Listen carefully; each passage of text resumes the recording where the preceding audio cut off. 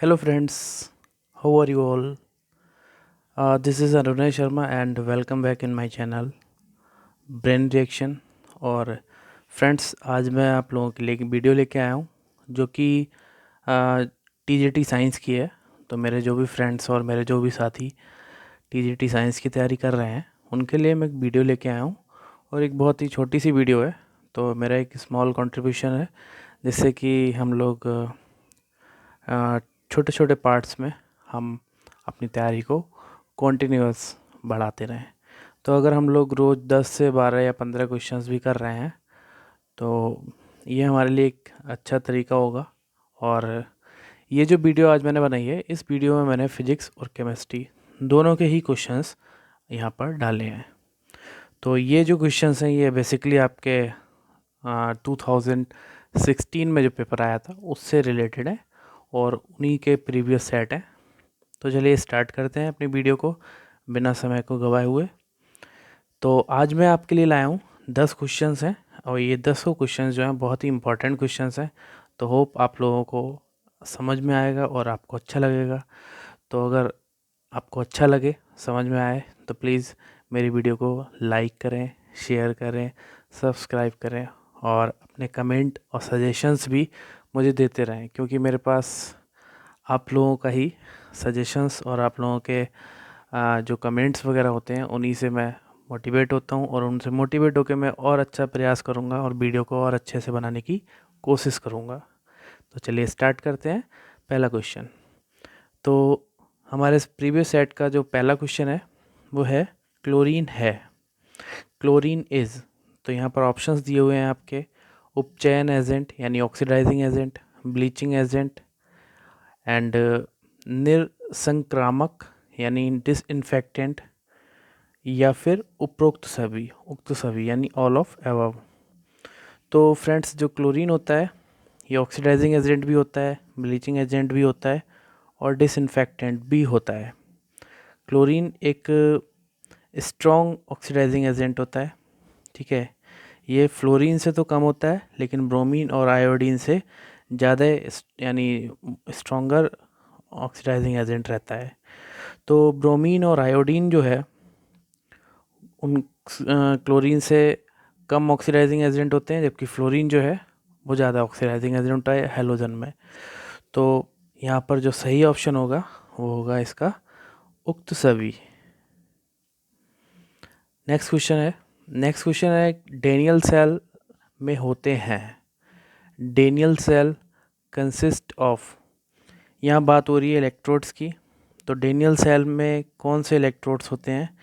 Daniel cell जो है ये एक गैल्वेनिक सेल का एग्जांपल है। गैल्वेनिक सेल एक इलेक्ट्रोकेमिकल सेल यानी विद्युत रासायनिक सेल है जो कि स्पॉन्टेनियस रेडॉक्स रिएक्शंस पर डिपेंड करती है। यानी जो डेनियल सेल है इसमें एनोड जो है वो आपका जिंक मेटल का बना हुआ होता है, ठीक है, जो कि जिंक सल्फेट के सोल्यूशन में यानी इलेक्ट्रोलाइट्स ऑफ जिंक सल्फेट में ये डिज़ोल्व होता है यानी डूबा हुआ रहता है, डिप रहता है। इसी तरह से जो हमारा कैथोड होता है, इसमें कैथोड जो है वो कॉपर का बना हुआ होता है और वो कॉपर सल्फेट के सोल्यूशन में यानी विलयन में डूबा रहता है। तो जब जिंक और कॉपर इलेक्ट्रोड को हम वायर के थ्रू, तार के थ्रू जोड़ देते हैं और इलेक्ट्रिसिटी को फ्लो करा देते हैं तो वहाँ पर इलेक्ट्रोलिसिस होने लगती है और इस प्रोसेस में जिंक जो इलेक्ट्रोड होता है हमारा, उसका जो मास होता है वो घटने लगता है, जबकि कॉपर का मास जो है वो बढ़ने लगता है। यानी कॉपर पे जो है वो एसोसिएशन होता है जबकि जिंक पे डिसोसिएशन होता है। तो यहाँ पर जो हमारे इलेक्ट्रोड्स हैं वो एक तो कॉपर का रहता है और एक जिंक का रहता है। तो अब हमें देखना है इसमें कौन सा ऑप्शन सही हो सकता है। तो जो पहले वाला हमारा ग्रुप है, जिंक एंड कॉपर इलेक्ट्रोड, ये एकदम सही ऑप्शन होगा। थर्ड क्वेश्चन है, थर्ड क्वेश्चन में पूछ रहा है बाहरी बल द्वारा एक पिंड पर किया गया कार्य उसमें यह परिवर्तन लाने में योगदान करता है। The work done on a body by an external force contributes to a change in its. तो जो बाह्य बल होता है यानी एक्सटर्नल फोर्स जो होता है, जब हम किसी सब्सटेंस पे लगाते हैं तो वो उसके जो गतिज ऊर्जा होती है यानी जो उसकी काइनेटिक एनर्जी होती है उसमें चेंज के इक्वल माना जाता है।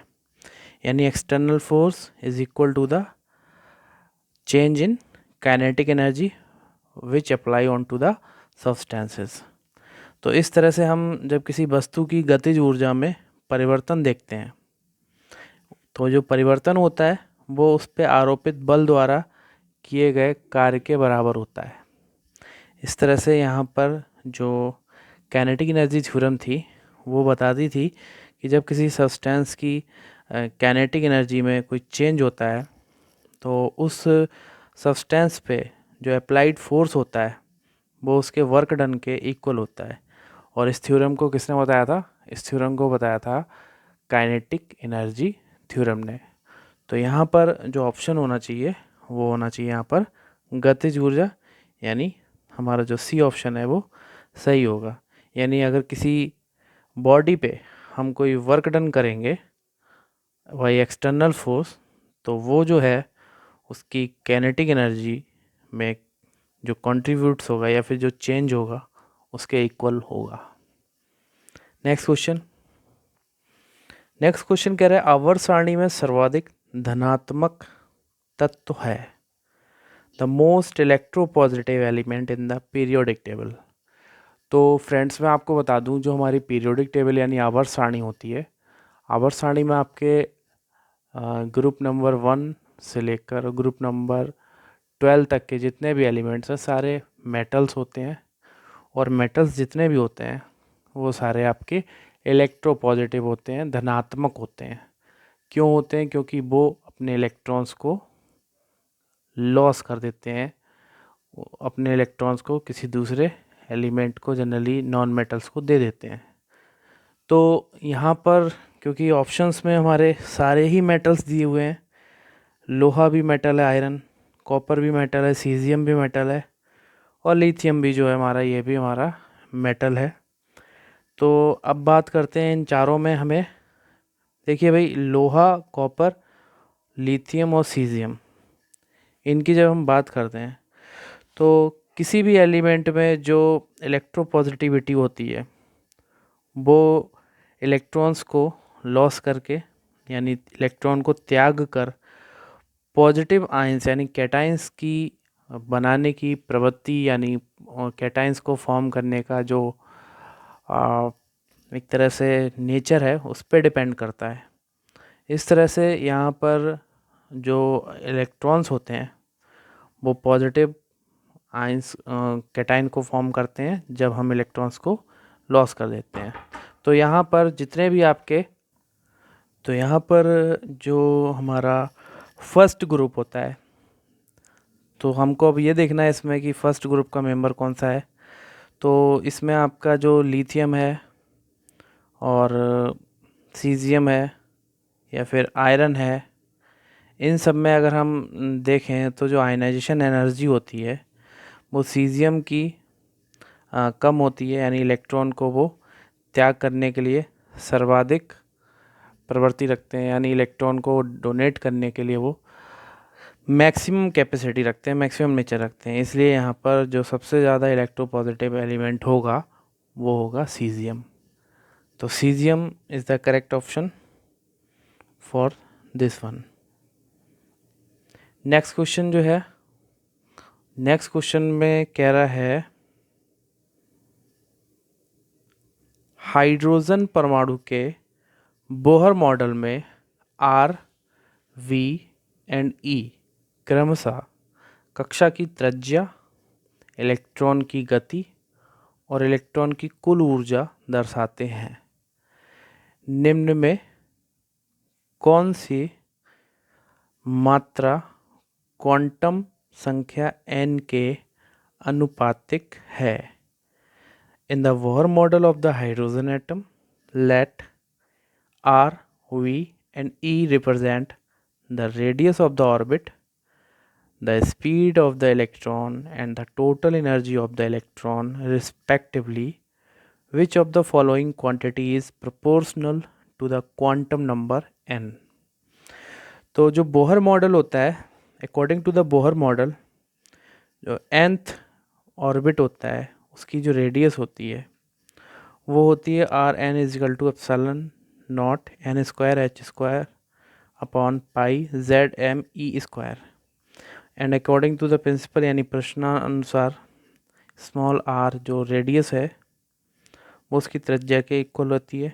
Small r equal to r for hydrogen atom, और हाइड्रोजन एटम के लिए जो जेड होता है, नंबर ऑफ एटम होता है, वो 1 होता है, यानी वो जो है आपकी पहली कक्षा यानी फर्स्ट ऑर्बिट में ही रहता है। तो इस तरह से यहाँ पर n जो है, n हमारा प्रिंसिपल क्वांटम नंबर है, ठीक है। तो r जो है वो डायरेक्टली प्रोपोर्शनल हो जाएगा प्रिंसिपल क्वांटम नंबर के स्क्वायर के n के। तो इसलिए यहाँ पर जो करेक्ट ऑप्शन होगा r is equal to k n square से वो बन जाएगा आपका पहला वाला यानी वी आर। तो ये जो है ये करेक्ट ऑप्शन होगा। इसको आप बोहर मॉडल से समझ भी सकते हैं। यहाँ पर अगर पॉसिबल स्टेट्स की हम बात करें, इलेक्ट्रॉन के जो ऑर्बिट में जो स्पीड होती है, ठीक है, तो वो v n is directly proportional to Z upon n होती है। और for hydrogen atom Z equal to 1 होता है, तो हम वहाँ पर वैल्यू जो है जेड की 1 रख देते हैं। इस तरह से v इजगल टू हो जाता है के अपॉन एन, और r into v equal to हो जाता है k n square into k upon n, या फिर v r equal to k n, and v r is directly proportional to small n. इसलिए यहाँ पर जो v और r का जो मल्टीप्लिकेशन होगा, ठीक है, वो यहाँ पर प्रिंसिपल क्वांटम नंबर n के इक्वल होगा। तो वी आर जो है वो यहाँ पर करेक्ट ऑप्शन है। नेक्स्ट क्वेश्चन है, उसमें कह रहा है एक ट्रांसफ़र के प्राथमिक और द्वितीयक कुंडलों में घुमाव यानी कॉइल में जो टर्न है उनकी बात कर रहा है कि संख्या 1:20 है। प्राथमिक और द्वितीय कुंडली में धारा का अनुपात होगा। तो इंग्लिश में भी बता दे रहा हूँ। The ratio of the number of turns in primary and secondary coils of transformer is 1:20. The ratio of the calculate in the primary and the secondary coils will be। तो यहाँ पर IP यानी जो प्राइमरी यानी प्राथमिक कुंडली में जो वैद्युत धारा होगी इंटेंसिटी, ठीक है, और द्वितीय कुंडली में जो वैद्युत धारा होगी, ठीक है, उसका जो रेशियो होगा वो हमारे द्वितीय कुंडली में फेरों की संख्या अपॉन प्राथमिक कुंडली में फेरों की संख्या के इक्वल होगा। यानी जो फॉर्मूला यहाँ बन जाएगा हमारा वो I P upon I S equal to n P upon n S. तो यहाँ पर n P upon n S जो है वो हो जाएगा 1/20, ठीक है। फिर हम उसको अपोजिट कर देंगे तो N S upon N P हो जाएगा 20/1।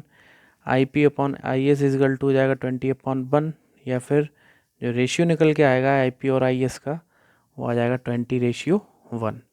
तो जो करेक्ट ऑप्शन होगा इसका वो होगा 20:1, यानी V option is correct for that. उसके बाद आता है आपका एल्काइल। उसके बाद नेक्स्ट क्वेश्चन जो है उसमें कह रहा है कि एल्काइल हैलाइड को एल्कोहल में बदलने की प्रक्रिया में अंतर्निहित है। The process of converting alkyl halide to alcohols involve. तो कौन सा ऐसा प्रोसेस है जिससे हम एल्काइल हैलाइड को एल्कोहल में कन्वर्ट कर सकते हैं। तो यहाँ पर ऑप्शंस दे रखे हैं। योगात्मक अवक्रिया यानी एडिशन रिएक्शंस, पुनर्व्यवस्था अवक्रिया यानी रीअरेंजमेंट रिएक्शंस, प्रतिस्थापन अवक्रिया यानी सब्सटीट्यूशन रिएक्शन, एंड दे रखा है डिहाइड्रो हैलोजिनेशन रिएक्शन। तो यहाँ पर इसका ऑप्शन जो है मुझे तो सी सही लग रहा है, यानी सब्सटीट्यूशन रिएक्शन जो है, क्योंकि जो नाभिक स्नेही प्रतिस्थापन अभिक्रियाओं के द्वारा हम एल्काइल हैलाइड का अल्कोहल में परिवर्तन कर लेते हैं। ठीक है, यानी जो न्यूक्लियोफिलिक सब्स्टिट्यूशन रिएक्शंस होती हैं उससे हम कन्वर्ट कर लेते हैं एल्काइल हैलाइड को अल्कोहल में। तो फॉर एग्जांपल कोई भी एल्काइल हैलाइड लिया है हमने RX, जैसे कि C2H5Cl, तो उसकी रिएक्शन हम किसी बेस के साथ करा देते हैं। ठीक है, बेस क्यों लेते हैं? क्योंकि बेस में एक न्यूक्लियोफाइल होता है, जैसे हमने ले लिया KOH, तो KOH में OH जो है न्यूक्लियोफाइल है। अब वो क्या करेगा, जो हमने RX यानी C2H5Cl जो लिया है, तो Cl को वो क्या करेगा, सब्सटीट्यूट कर देगा। तो Cl को सब्सटीट्यूट कर देगा तो हमारा C2H5OH जो है वो बन जाएगा। तो इस तरह से हम एल्काइल हैलाइड से सब्स्टिट्यूशन रिएक्शंस के थ्रू अल्कोहल में उसको हम कन्वर्ट कर लेते हैं। तो इसका सही ऑप्शन जो है वो होगा सब्स्टिट्यूशन रिएक्शन। नेक्स्ट क्वेश्चन में कह रहा है ईंट और पाइन लकड़ी की ऊष्मीय चालकता क्रमशः 0.6 और 0.13 वोल्ट है। कितनी मोटाई की ईंट में 5 सेंटीमीटर की जितनी ही ऊष्मारोधन क्षमता होगी? कह रहा है the thermal conductivities of brick and the pine wood are respectively 0.6 and 0.13. What thickness of brick has the same insulating ability at 5 centimeter of pine? तो ऑप्शन है 23 centimetre, 4.6 centimetre, 30 centimetre and 5 centimetre. तो इसका जो correct option होगा friends वो होगा 23 centimetre यानी ए। उसके बाद next question number 9। Question number 9 में कह रहा है 127 डिग्री सेल्सियस पर एक 8 सेंटीमीटर इंटू 4 सेंटीमीटर आयताकार यानी रेक्टेंगुलर धातु की प्लेट EZ/S उत्सर्जन करती है। यदि उसकी लंबाई और चौड़ाई दोनों आधी कर दी जाती और तापमान को 327 डिग्री सेल्सियस तक बढ़ाया जाता तो उत्सर्जन की दर है A rectangular metal plate 8 centimeter into 4 centimeter at 127 degrees Celsius emits EZ/S if both the length and the width are half and the temperature is raised to 327 degrees Celsius. The rate of emission is joule पर second.